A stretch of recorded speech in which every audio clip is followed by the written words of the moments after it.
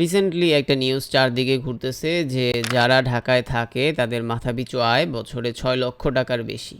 তো এটা শুনলে মনে হবে যারা ঢাকায় থাকে তারা খুব ভালো লাইফ লিড করতেছে।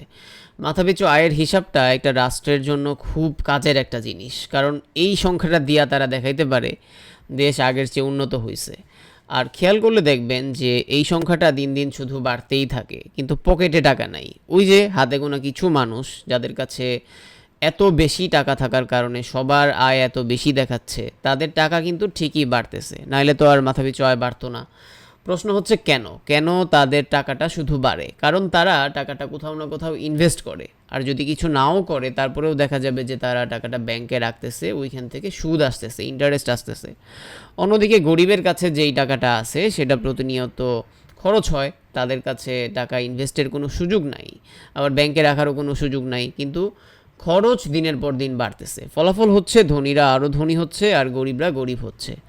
একই কারণে দেশও গরিব থাকে, গরিব দেশ গরিবই থাকে, কিন্তু পরিসংখ্যান দেখাবে মাথাপিছু আয় বাড়ছে, দেশ নিম্ন আয়ের থেকে উন্নয়নশীল হয়েছে। এই সিস্টেমটাই হচ্ছে পুঁজিবাদ। আচ্ছা, এখন যদি ইসলামী অর্থনীতির দিকে আসি, ইসলামী অর্থনীতি পুরাপুরি এই সিস্টেমের বিপরীত। ইসলামে সম্পদের বন্টনের কয়েকটা মেকানিজম আছে। নাম্বার ওয়ান হচ্ছে টাকা এক জায়গায় জমা থাকা যাবে না, টাকা পুরা সমাজের মধ্যে ঘুরবে, আর জাকাত দিতেই হবে, সো সম্পদ গরিবদের কাছে যাবেই। সেকেন্ডলি, ইসলামে সুদ বলতে কিছু নাই। আপনি কাউকে ঋণ দিতে পারবেন, কিন্তু তার থেকে সুদ নিতে পারবেন না। আর আমাদের সমাজে এই যে ধনীরা ধনী হইতেছে আর গরিবরা গরিব হইতেছে, এটার আরেকটা বড় কারণ হচ্ছে সুদ। ইসলামের সবচেয়ে বড় কনসেপ্ট হচ্ছে সম্পদের মালিক কিন্তু আপনি না, সম্পদের মালিক আল্লাহ। আপনি জাস্ট সেটা রক্ষণাবেক্ষণ করতেছেন, সমাজের মধ্যে সুন্দরভাবে বন্টন করতেছেন। মানুষ যদি বুঝতো যে সম্পদ তার নিজের না, তাহলে সেই সম্পদ সমাজের সবার মধ্যে বন্টন করাই কিন্তু তার কাছে ইবাদত হইত।